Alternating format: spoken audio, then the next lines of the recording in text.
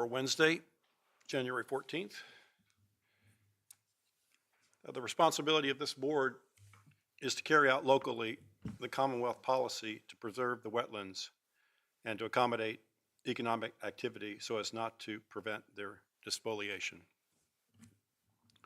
Mr. Wilson, roll call, please. Mr. Woolsey. Present. Mr. McElroy. Mr. McElroy is absent at the moment. He's running late. Mr. O'Brien. Here. Mr. May. Here. Ms. Bowie. Here. We do have a quorum. Great. So we have the minutes from the December 10th meeting. Any proposed changes? Otherwise, I'll entertain a motion.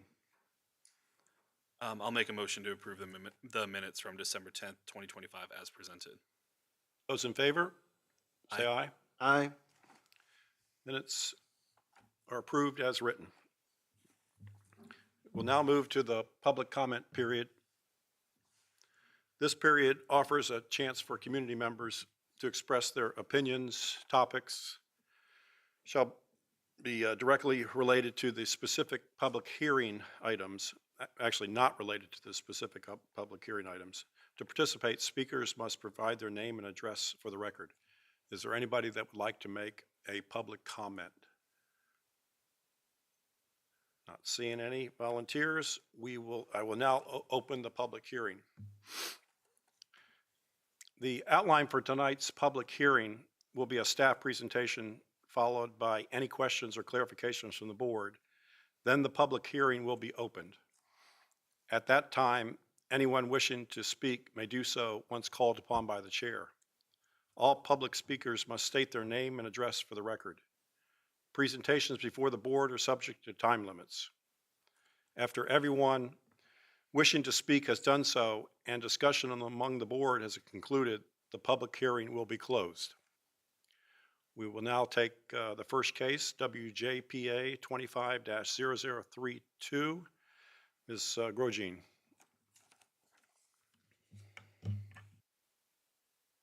Good evening, Board. Emily Grosjean, Watershed Planner, presenting WJPA 25-0032. Mr. Matthew Otto of Core Blue Ecology Group has applied for a wetlands permit on behalf of Colonial Pipeline Company for the Colonial Pipeline 27 repair at crossings 12, 13, 14, and 15 on multiple properties and in multiple watersheds located throughout the county along the pipeline easement. So the overall pipeline is outlined in green here with the James City County outline here with this section of the pipeline crossing through here and then back down over the James. And then just looking a bit closer at that, we have crossing 15, which is located at the Chickahominy River, 14, which is at College Creek, 13, Halfway Creek, and then finally crossing 12 at the James River. A previous permit was approved under VMRC number 2005-2245, permit W-12-09, as well as W-04-16, and finally VMRC number 2015-1211, which is now expired as of December 2025. The applicant is proposing possible repairs on the Colonial Pipeline Line 27 at crossings 12, 13, 14, and 15. In their application, the applicant states, quote, approximately 1,800 square feet or 30 feet by 60 feet of temporary excavation may be required at the identified locations in the event the pipeline at each of these locations is discovered to be in need of inspection and/or repair. No additional fill or structures are proposed to be placed in tidal wetlands and tidal waters, only maintenance of the existing pipeline. Looking at the aerial photography and tidal wetlands and tidal waters provided by the applicant, this is crossing 15 at the Chickahominy River. This is that Chickahominy River Bridge with Chickahominy River Park located here and Barrett's Ferry, just to kind of help orient yourself. Moving on to 14 and 13, we have the College Creek crossing located near the Kings Point neighborhood. And then moving further down here, we have crossing 13, which is located at Halfway Creek. And then finally, we have the James River crossing here, where that Dominion power line easement is here and comes up on land in BASF, which is located here. That is where that crossing will occur, or does occur, I should say. On February 1st, 2025, the Wetlands Mitigation Compensation Policy of the Code of Virginia was amended. Virginia, as a Chesapeake Bay program partner, is committed to, quote, achieve a no net loss of existing wetlands acreage and function in the signatories' regulatory programs.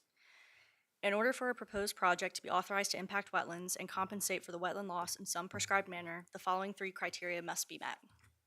All reasonable mitigative efforts, including alternative siting, which would eliminate or minimize wetland loss or disturbance, must be incorporated in the proposal. 2, the proposal must clearly be water dependent in nature. And 3, the proposal must demonstrate clearly its need to be in the wetlands and its overwhelming public and private benefits. If the proposed project cannot meet one or more of the above criteria, the project must be denied or must occur in areas outside of wetlands. Should it satisfy all 3 criteria, however, compensation for the wetland loss is required. The sequence of acceptable mitigation options should be as follows. Mitigation bank, approved in lieu fee program, permittee responsible on-site and in-kind mitigation, or permittee responsible mitigation through off-site or out-of-kind mitigation within the same watershed. If compensation is required, it should be a condition of the permit. Staff has reviewed this application and finds that this project meets the 3 criteria outlined above. There is no mitigation required for this project as there are no permanent wetland impacts proposed. Staff has reviewed the above application and recommends approval of the application as presented. Should the board wish to approve the application, staff suggests the following conditions be incorporated into the approval. The applicant must obtain all other necessary federal, state, and local permits as required for the project. All development activities located in the specified flood hazard area shall comply with Article 6, Division 3 Floodplain Area Regulations of the James City County Zoning Ordinances and receive all required approval and permits prior to commencement of such activities. The wetlands permit for this project shall expire on January 14th, 2029 if construction has not already begun, and if an extension of the permit is needed, a written request must be submitted to the Stormwater and Resource Protection Division no later than December 3rd, 2028, which is 6 weeks prior to the expiration date. If you have any questions, I'd be happy to take them at this time. Questions for the staff from the board? I have one. Is this request any different than the one that was approved before? No, it is not. Then I'll go ahead and open the public hearing and entertain any comments from the applicant or the public. Come forward and state your name and address. Hi, I'm Nancy Welsh, 900 South England Circle in Williamsburg, and we're attached to Crossing 14.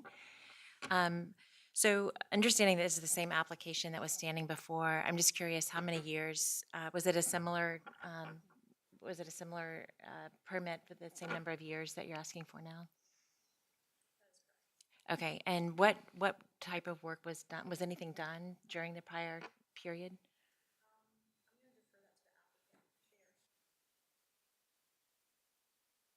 Okay, the applicant will address that question. Any other comments? Okay, yes. You mentioned that there was going to be some potential timber clearing, and the right-of-way is already clear, so I'm just curious why it would involve timber clearing if there was some work needed. Oh, okay. Thank you for that. Okay, great. Yeah, that's all I had. All right, thanks. I'll have the applicant come forward. Probably should have reversed the order, but we'll get through both of them. Good evening. My name is Matthew Wyant, Senior Environmental Scientist with Colonial Pipeline Company, operating up here in the Northeast District. So we're a refined petroleum product that originates out of Houston and goes to the New York and New Jersey harbor. This is line 27 that comes out of our facility just west of Richmond that feeds Norfolk and the areas down the tidewaters. So to address your one question, I've been with Colonial for 8 years. We have never used had it for 20 years. Started and had a VMRC.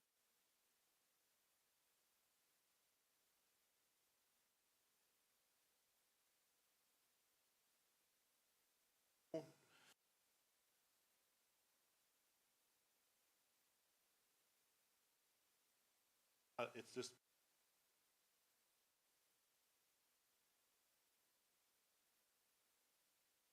timely fashion. So I don't have any additional information unless anyone has more questions for the applicant. Any questions from the board for the applicant? Thank you.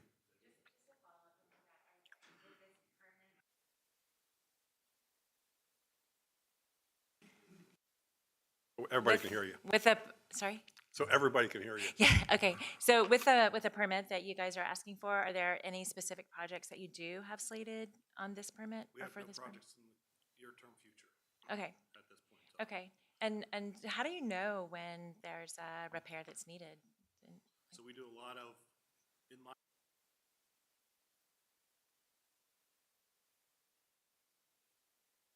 Okay.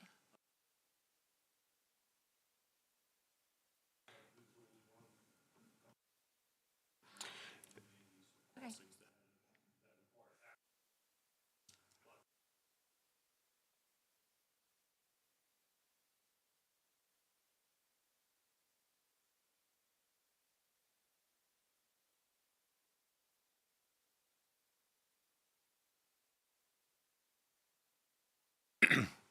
Any other comments from the public? I believe we have somebody. Here, go ahead.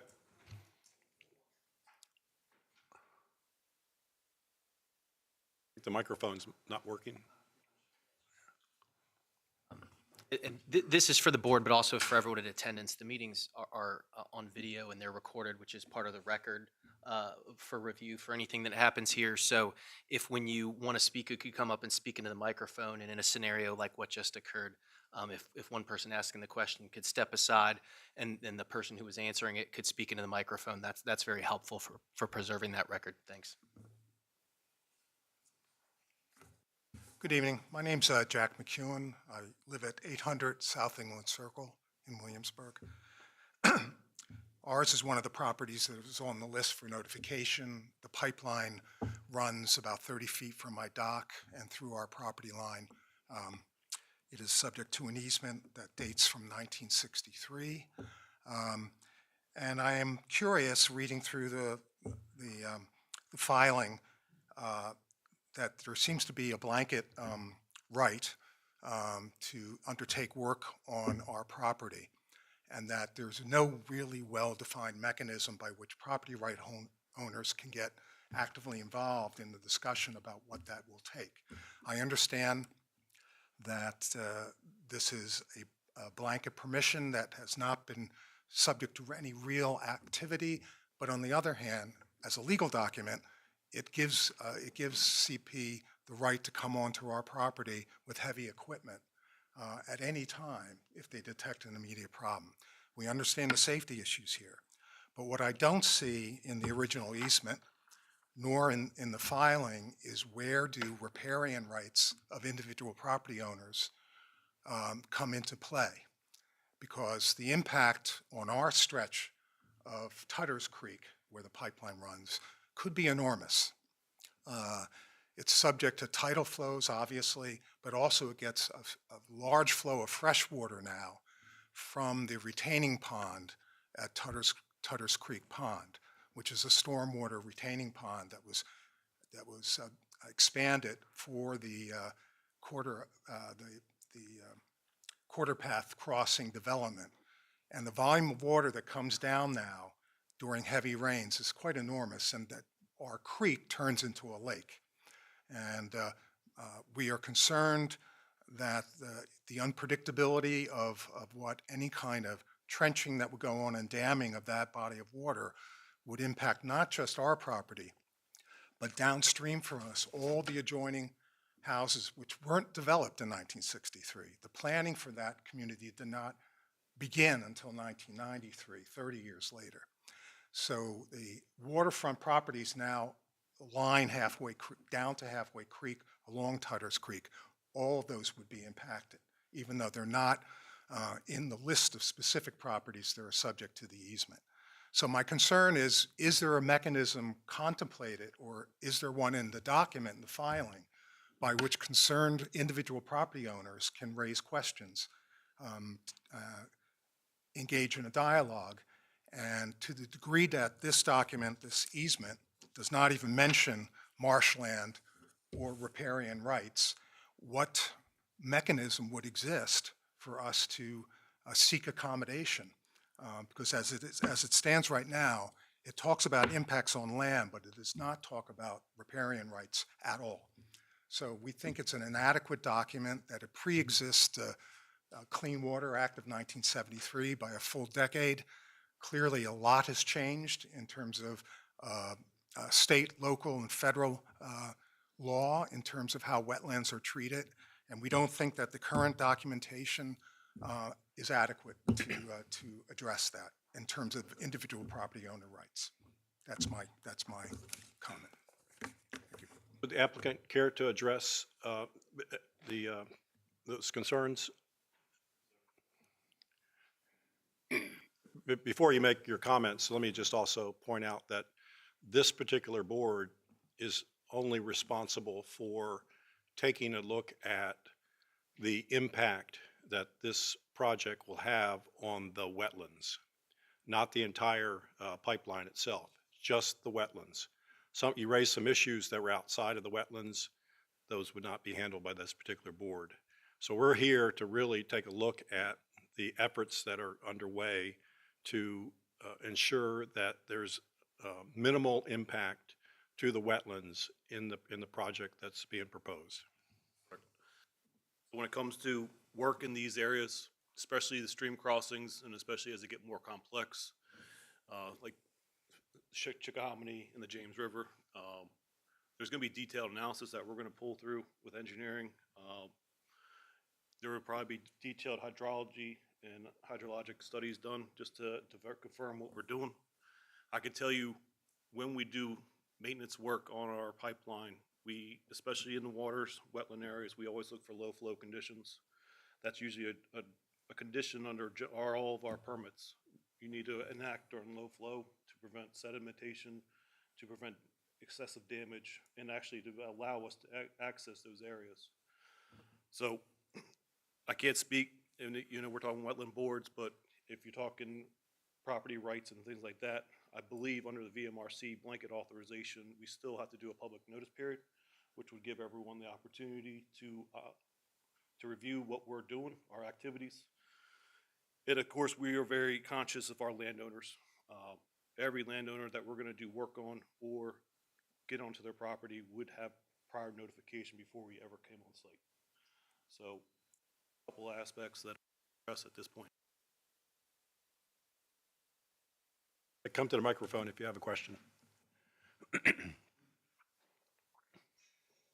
do understand about the right of notification. My question extends beyond that. My question extends to the fact that our property line extends into the marshland, to the average low tide. That's what our plot indicates, and so we actually own part of that marshland. So my question is not a theoretical one. It is an absolute property issue, and it was not addressed in the original easement. There is no mention of the marshland at all.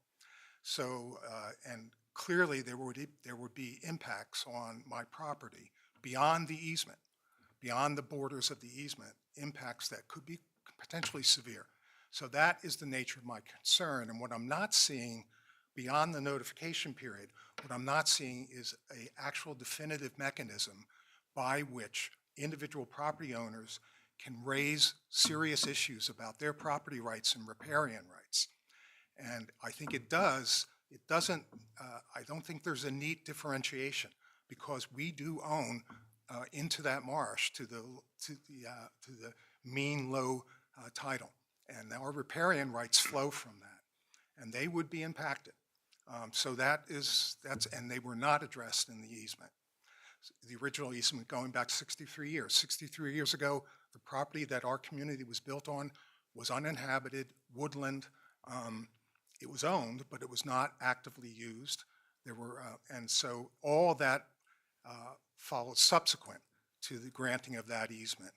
And I just think that it is an antiquated easement, does not take into consideration how the law and public awareness has increased over these 60 years, and that there ought to be a mechanism to address that going forward. And that's my only point. Thanks. So I understand you have resource protection area on your property, but the focus of our approval is only on the RPA or the resource protection area that's being worked on for the pipeline. The adjacent RPA is not something that we're taking a look at. We're only looking at the RPA that's affected by the pipeline. What I can say is, we're here for the wetland board and for the authorization of that and the VMRC. Well, I'll take your.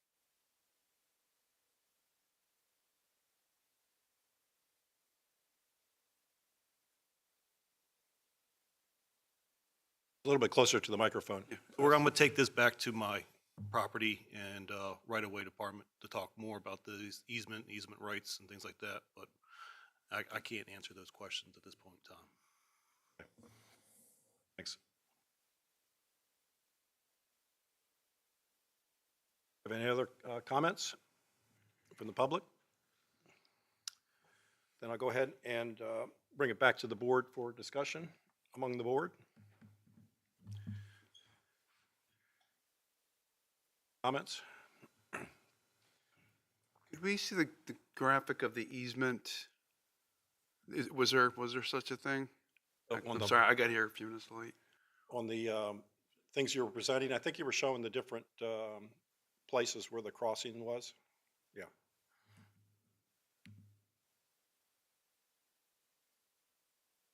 And there's no more detail. This is the detail, okay, I'm sorry.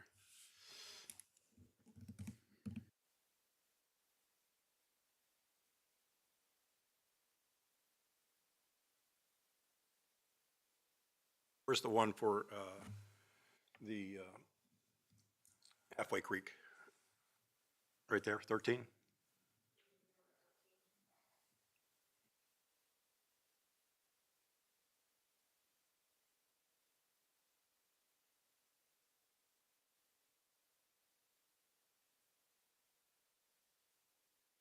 And for the applicant, you're planning on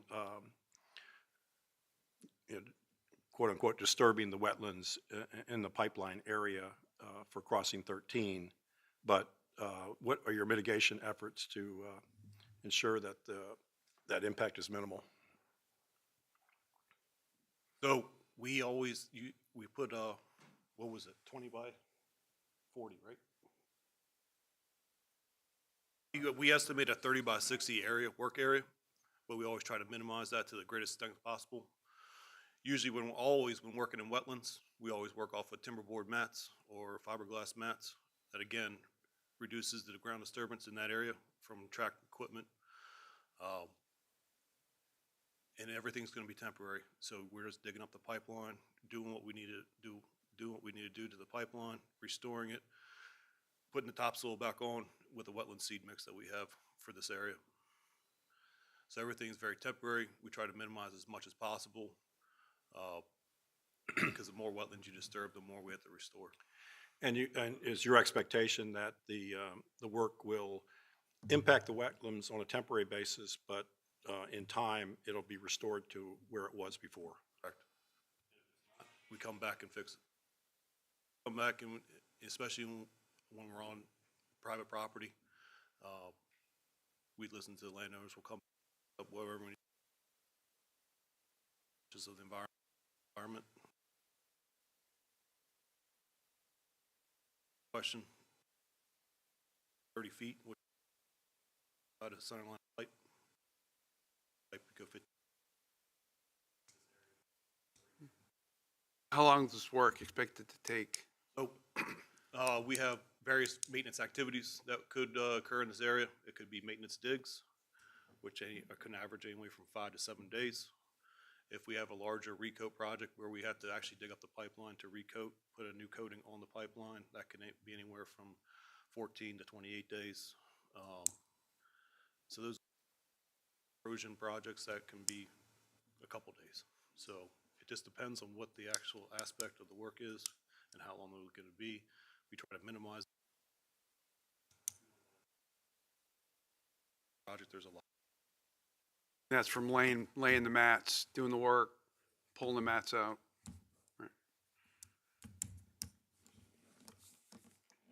Everything will go photography and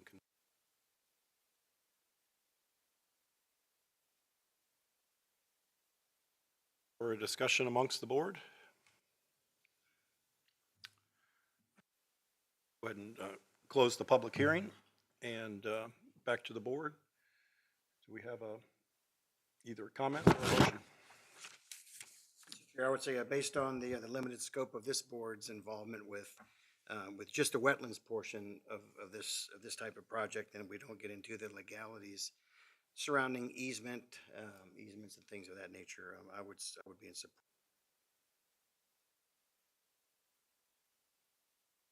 Comments? Somebody offer up a motion? Make a motion to adopt a resolution to grant the permit request for Wetlands Board, case number WJPA 250032, the Colonial Pipeline 27 repair at crossings 12, 13, 14, and 15. Motion is to adopt Mr. Woolsey, Yes. Mr. McElroy, Yes. Mr. May, Yes. Ms. Bowie, Yes. Mr. O'Brien. Yes. Motion passes. Okay, we'll now move on to board considerations. Do we have any this month? Mr. Wilson, did we have a special meeting, or is that something, is that a matter of special purpose? That's for the Chesapeake Bay Board. Chesapeake Bay Board, okay. So with no board considerations or matters of special privilege, I'll entertain a motion to adjourn. Motion to adjourn? Those in favor? Aye. Wetlands Board is adjourned.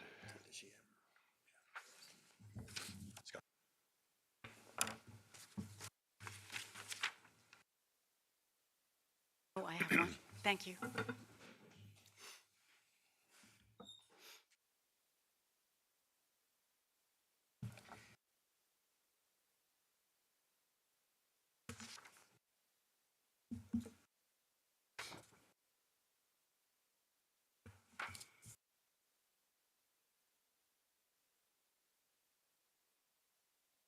We'll now call to order the Wednesday, January 14th meeting of the Chesapeake Bay Board.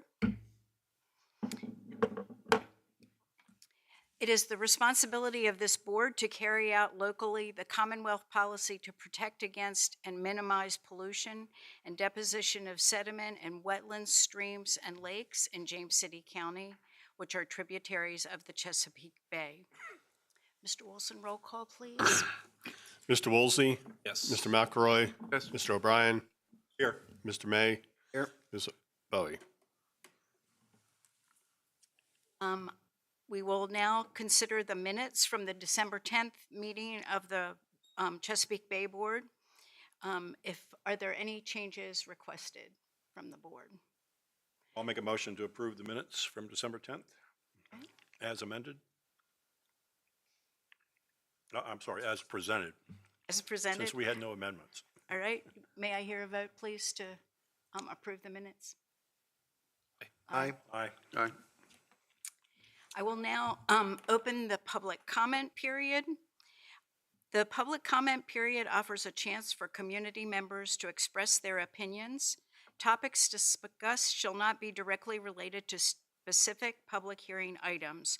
To participate, speakers must provide their names and address as they approach the board, please. Are there any individuals wishing to make a public comment at this time? Seeing none, we will move to the public hearings. The outline for tonight's public hearings will be a staff presentation, followed by any questions or clarifications from the board. Then the public hearing will be opened. At that time, anybody wishing to speak may do so once called upon by the chair. All public speakers must state their name and address for the record. Presentations before the board are subject to time limits. After everyone wishing to speak has done so and discussion among the board has concluded, the public hearing will be closed. Our first consideration tonight is CBPA 25-0154 at 4332 Sprucemont. Evening, Chairman, members of the board. Amanda Frazier, Watershed Planner, with a permit withdrawal notification for case number CBPA 25-0154. Miss Ann Bell, homeowner of 4332 Sprucemont, is requesting that this case be withdrawn. Staff agrees with this request, and no further action is required from the board.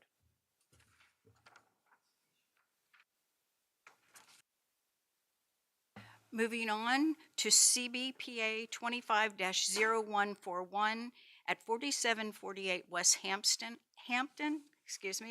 for extension of a dock and relocation of associated stairs. Ms. Grogine, please. Good evening again, Board. Emily Grogine, Watershed Planner, presenting CBPA 25-0141. Mr. Andrew Ross of AF Ross LLC has applied for Chesapeake Bay exception on behalf of Mr. Peter and Miss Virginia Andrew for encroachments into the RPA buffer for the extension of an existing deck and relocation of associated stairs located at 4748 Westhampton within the Colonial Heritage Subdivision in the Yarmouth Creek watershed. We have that subject parcel outlined in blue before you here, along with the Yarmouth Creek watershed boundary highlighted in yellow. And then just a recent aerial photo of the site, along with the current topography. As you can see, it slopes back that way, along with the RPA buffer. The parcel was platted in 2005 after the revisions to the Chesapeake Bay Preservation Ordinance in 2004. The total lot size of this property is 0.26 acres, of which 8% is located within the RPA. The applicants are proposing to extend an existing deck by 5 feet and relocate the associated staircase as part of the extension. Total impacts to the RPA associated with this proposal equate to 55 square feet in the 100-foot landward RPA buffer. Required mitigation for this amount of impervious impacts equals 1/2 planting unit or 6 shrubs. The applicants have not proposed a mitigation plan at this time, but staff will be requiring the submission of a mitigation plan and associated surety prior to building permit issuance as a condition of approval. We have the site plan here with the current single-family home with that existing deck and the proposed extension and relocation of the stairs as it pertains to the 100-foot landward RPA buffer. And then just some recent photography of the site. This again is that existing deck with the stairs that are all going to be bumped out 5 feet this way to right about here. There's a better shot of kind of where it's going to be going out to, and then just a side shot of that extent of the extension. Staff has evaluated the application and exception request for the extension of an existing deck and relocation of associated stairs. This application meets the ordinance conditions in sections 23-11 and 23-14 and should be heard by the board because the extension of a deck and associated stairs is considered accessory in nature. The board may grant exceptions to section 23-7 if the application meets the following 5 conditions outlined before you. Staff has reviewed the application and exception request and has determined the impacts associated with the proposal to be minor for the proposed development. Staff recommends approval for this exception request, and if the board wishes to approve the request, staff recommends the following conditions be incorporated into the approval. The applicants must obtain all other necessary federal, state, and local permits as required for the project. The applicants must submit a mitigation plan equaling 1/2 planting unit or 6 shrubs prior to building permit issuance. The applicants must submit a surety of $500 in a form acceptable to the James City County Attorney's Office to guarantee the mitigation plan equaling 1/2 planting unit or again 6 shrubs. This exception request approval will become null and void if construction is not begun by January 14th, 2027. And written requests for an extension to an exception must be submitted to the SRP division no later than December 3rd, 2026, which is 6 weeks prior to the expiration date. If you have any questions, I'd be happy to answer them at this time. Questions from the board?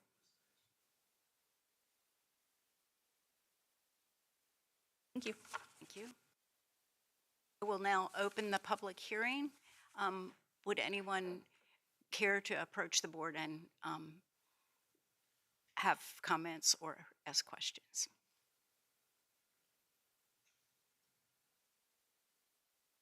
Seeing none.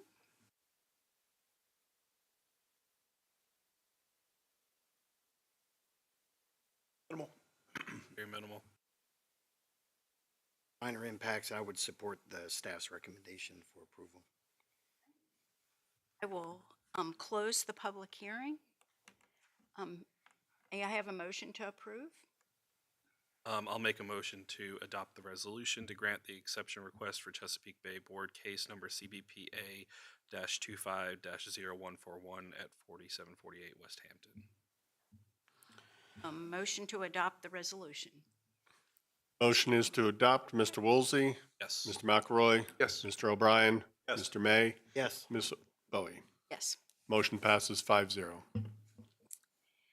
The next item on the agenda is CBPA 25-0153 at 1060 Kingsmill Road for installation of a concrete pad.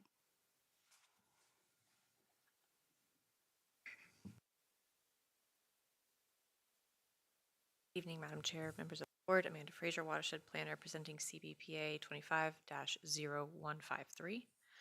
Mr. Graham Corson of AES Consulting Engineers has applied for a Chesapeake Bay exception on behalf of Escalante Kingsmill Resort, LLC, for encroachments into the RPA buffer for the installation of a concrete pad located at 1060 Kingsmill Road within the Kingsmill subdivision in the Skiffs Creek watershed.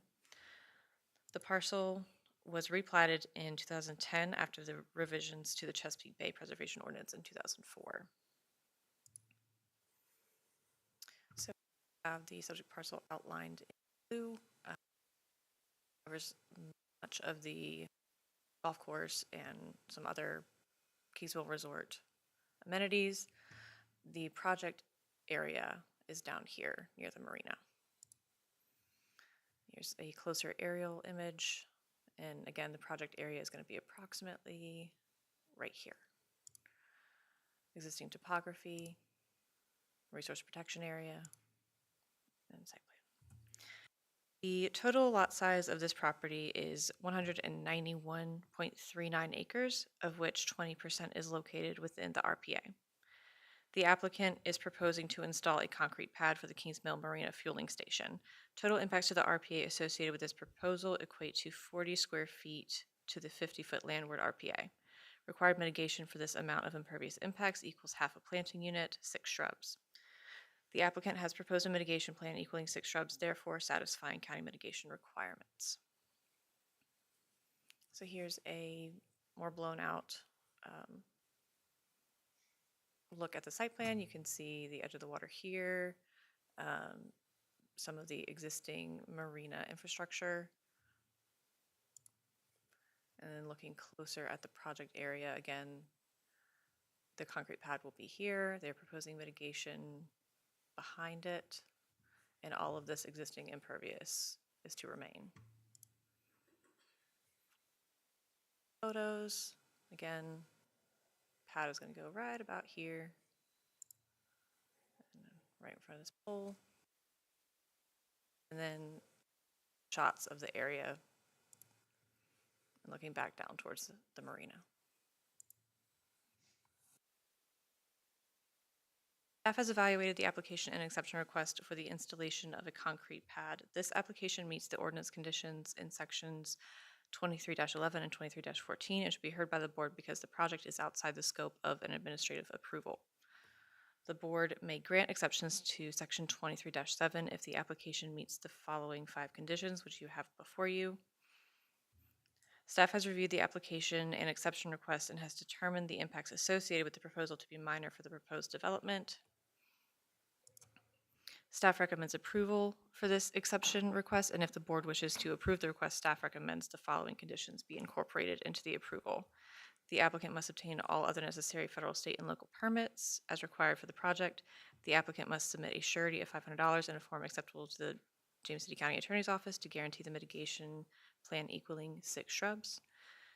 The exception request approval will become null and void if construction has not begun by January 14th, 2027, and written request for an extension to an exception must be submitted to the SRP division no later than December 3rd, 2026, 6 weeks prior to the expiration date. Be happy to take any questions at this time. From the board? No questions. Ms. Frazier? I will now open the public hearing. Would anyone care to address the board on this matter? All right, seeing none, I will close the public hearing. May I have, is there any further discussion among the board about the project? No. May I hear then a motion to adopt the resolution?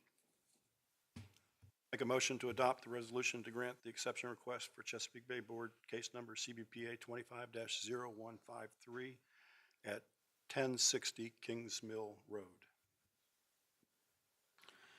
Motion is to adopt. Mr. Woolsey? Yes. Mr. McElroy? Yes. Mr. O'Brien? Yes. Mr. May? Yes. Ms. Bowie? Yes. Motion passes 5-0. We will now hear CBPA -25-0151 at 7851 Pocahontas Trail for the installation of signage and footings. Ms. Frazier. Madam Chair, members of the board, Amanda Frazier, Watershed Planner, presenting CBPA 25-0151. Mr. Anthony Lubier of VHB Incorporated has applied for a Chesapeake Bay exception on behalf of SeaWorld Parks and Entertainment, LLC, for encroachments into the RPA buffer for the installation of signage and footings for the 2026 Oktoberfest, located at 7851 Pocahontas Trail within the Skiffs Creek watershed. The parcel was replatted in 2009 after the revisions to the Chesapeake Bay Preservation Ordinance in 2004. Here you can see the parcel outlined in blue. Again, it's a rather large parcel, so we'll be zooming in to the project area here. The existing topography, resource protection area, and to the site plan. The lot size of this property is 383.07 acres, of which 39% is located within the RPA. The applicant is proposing to install signage and footings for the modification of an existing attraction. Total impacts to the RPA associated with this proposal equate to 157 square feet to the 50-foot landward RPA. Required mitigation for this amount of impervious impacts equals half a planting unit or 6 shrubs.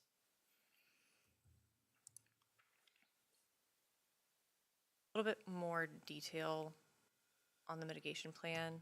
Again, here are the footings for the sign and the ride, and then the proposed plantings here. And then the limits of just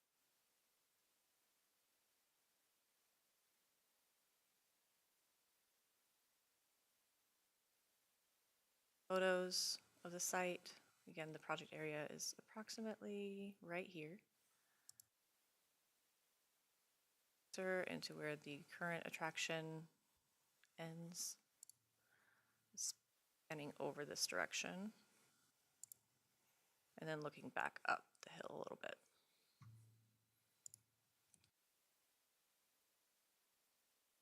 Staff has evaluated the application and exception request for the installation of signage and footings for the 2026 Oktoberfest.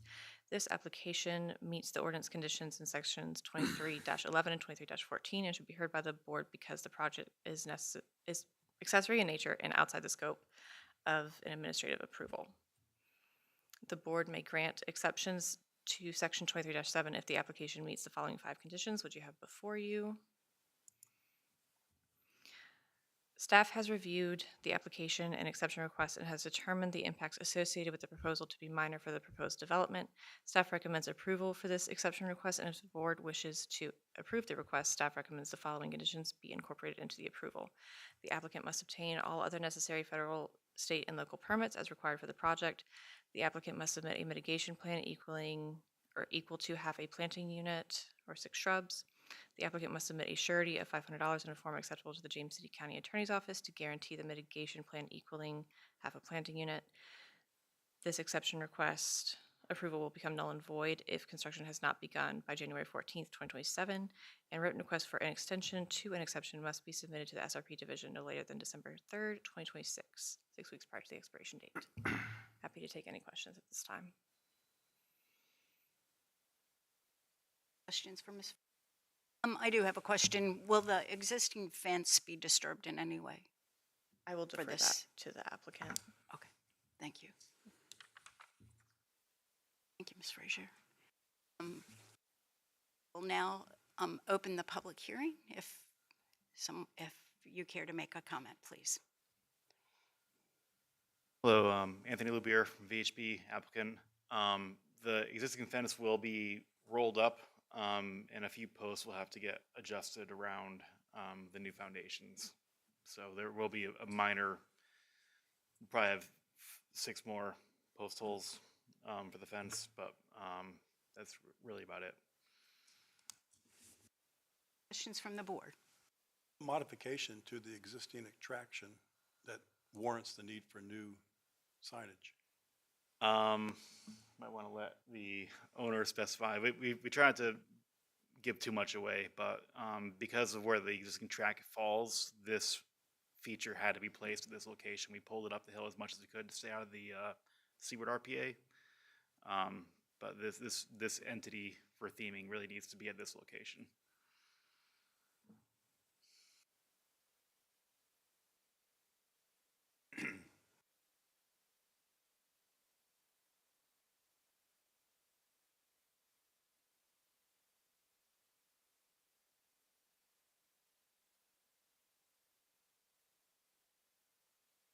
Haley Duffy with Busch Gardens, at One Busch Gardens Boulevard. So for the question on why it has to be there and what is the modification, it's all theming. It is related to the ride, but it's not directly a change to the ride. So it's all theming. Yep. Okay.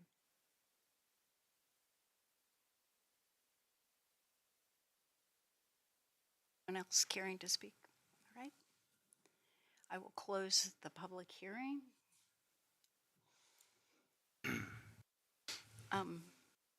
Looking to the board to provide a motion to deny the application or adopt the resolution to grant the exception. Installation of signage and I'll make a motion to adopt the resolution to grant the exception request for Chesapeake Bay Board case number CBPA dash 25 dash 25 dash 0151 at 7851 Pocahontas Trail. Motion is to adopt. Mr. Woolsey, Yes. Mr. McElroy, Yes. Mr. O'Brien, Yes. Mr. May, Yes. Ms. Bowie. yes. Motion passes 5-0. We will now hear CBPA 25-0149 at 1369 Colonial Parkway for construction of an access path. Ms. Groging, please.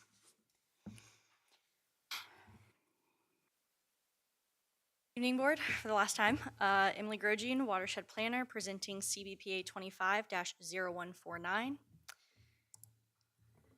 Mr. Stephen Talley of VHB Incorporated has applied for a Chesapeake Bay exception on behalf of Mr. Michael Lavin with the Association of the Preservation of Virginia Antiquities for encroachments into the RPA buffer for the construction of an access path located at 1369 Colonial Parkway within the Mill Creek watershed.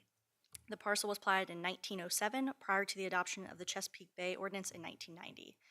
We have that subject parcel outlined in blue here, and we'll be moving in a little bit closer to the actual project area here shortly, with the Mill Creek watershed boundary outlined in yellow here. As well as, again, a close-up shot of the project site. We're going to be looking at this portion of the parcel. And here's the current topography. As you can see, it's either at or below sea level. And then the current floodplain. And this RPA GIS is actually incorrect. The correct RPA will be shown in the site plan here shortly. The system didn't update in time. So these are the existing site conditions. Everything within the landward 50-foot RPA buffer highlighted in yellow here was existing since 1964, as well as the red portion that is in the seaward 50-foot RPA buffer. We have the limits of disturbance for the project outlined in this kind of black buffer here. And as you can see, it ranges from this portion of the project site all the way up here. And then the proposed impacts of impervious in the landward 50-foot RPA buffer are outlined in yellow here, with this whole portion of the site here is the bit that is not within the RPA. The RPA is based off the seawall here, along with these RPA wetlands highlighted in green. And then the seaward impacts, again, are highlighted in red. The total lot size of this property is 23.71 acres, of which 90% is located within the RPA. The applicant is proposing to construct an access path. Total impacts to the RPA associated with this proposal equate to 7,980 square feet of impacts to the 100-foot landward RPA buffer and 5,113 square feet of impacts to the 50-foot seaward RPA buffer, for a total of 13,093 square feet of total impacts to the RPA. This total impact is a reduction of 10% or 6,534 square feet of existing impervious within the RPA. This satisfies mitigation requirements. I have those outlined here with the reduction between the existing impervious that was there since 1964 to what will be going in place. So there is a reduction for both, and that is about 10% of the overall impervious currently located in the RPA. Therefore, that satisfies mitigation. We have some current site photos I'll go through here shortly. I'm going to be working my way from this portion of the site all the way up. So starting with this little red bit here with this little sidewalk, looking at this cannon. This is part of the seaward 50. So added impervious will go around this cannon here, and then it will tail off going this way with it going into the landward buffer with the access path. So moving along that way, again, that access path is going to go here and move back around this way.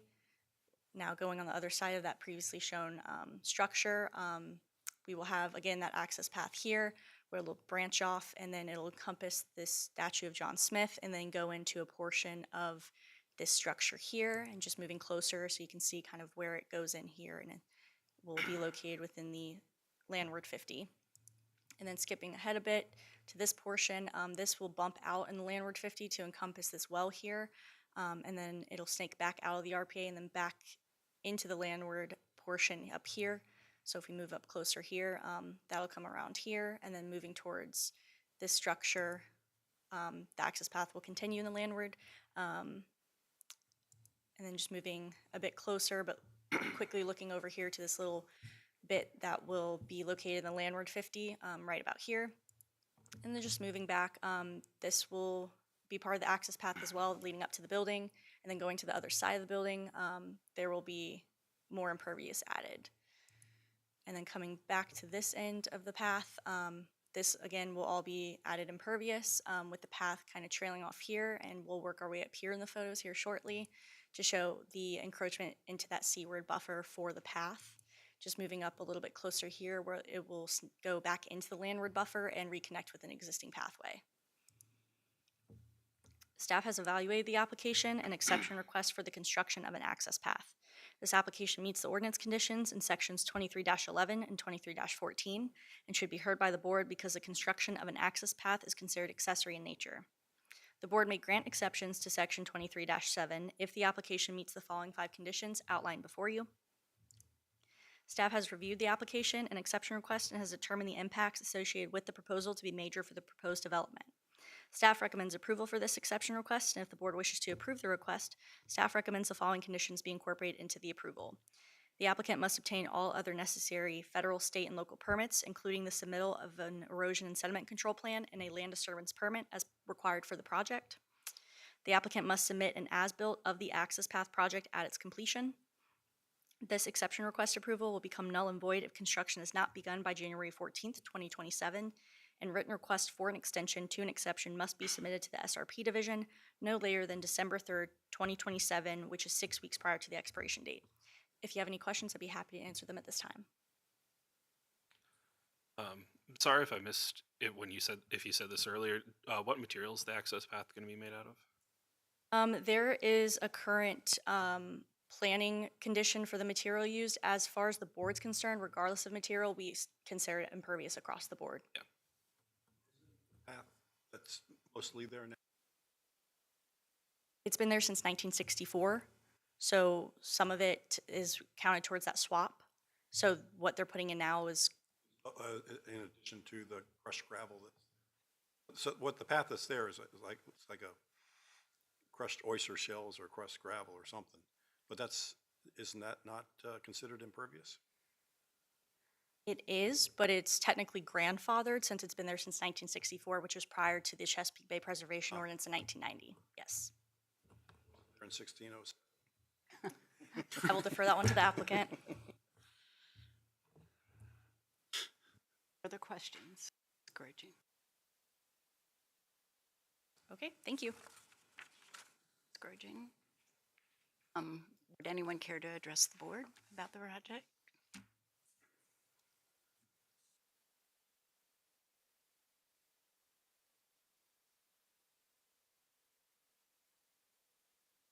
Michael Lavin, 111 Anthony Wayne Road, Williamsburg, Virginia. And I'm Director of Collections out at Jamestown, and we are putting in an ADA compliant pathway to go from one side of our property to the other side of the property that ends at the museum that we call the Archaearium on State House Ridge. This will be a phased project. We can not mitigate all of the archaeology in time in order to do just the type of construction technique for an ADA compliant pathway for slope. So we know that we will be taking time for this project, but we are applying for the overall construction permit in one application so that we don't have to do it again. And we plan to start immediately with the archaeology mitigation, but we'll have to phase the actual construction. But the whole idea is to have an ADA compliant pathway because the crushed gravel traps wheelchairs.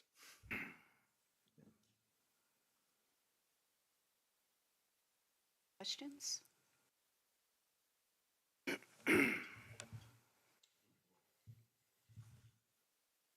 Question among the board?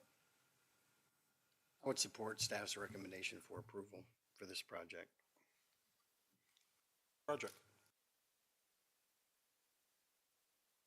I will close the public hearing, and may I have a motion to deny or adopt the resolution? I'll make a motion to adopt the resolution to grant the exception request for Chesapeake Bay Board case number CBPA 25-0149 at 1369 Colonial Parkway. Motion is to adopt. Mr. Woolsey? Yes. Mr. McElroy? Yes. Mr. O'Brien? Yes. Mr. May? Yes. Ms. Bowie? Yes. Motion passes 5-0. We have one board consideration this evening, CBPA-23-0190 at 123 Whiting Avenue, an extension request. Ms. Frazier.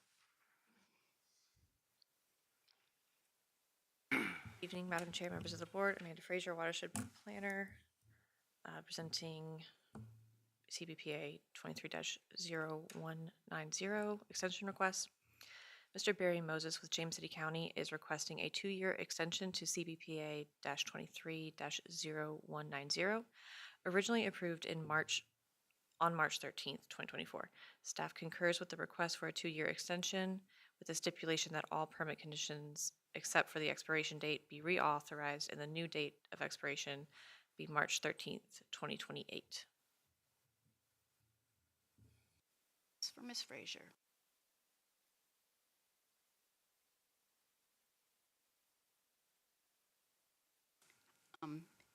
Seeing none, do I have a resolution to adopt? A motion to adopt the resolution at Whiting Avenue, please. I'll make a motion to adopt the resolution to grant the extension request for Chesapeake Bay Board case number CBPA-23-0190 at 123 Whiting Avenue. Motion is to adopt. Mr. Woolsey? Yes. Mr. McElroy? Mr. Yes. O'Brien? Yes. Mr. May? Yes. Ms. Bowie? Yes. Motion passes 5-0. Thank you. And any matters of special privilege? Mr. We Wilson? will have a Chesapeake Bay Board work session on the 21st, 3 o'clock. It's anticipated to go to 5, but we may end early. And the reason for this work session is to discuss changes to the Chesapeake Bay Board, or Chesapeake Bay ordinance that were adopted by the Board of Supervisors October of last year. That will be in building, Should be in the room next door. I will confirm that this week. We may be in building D, but I will confirm and let the board know. Thank you, Mr. Wilson.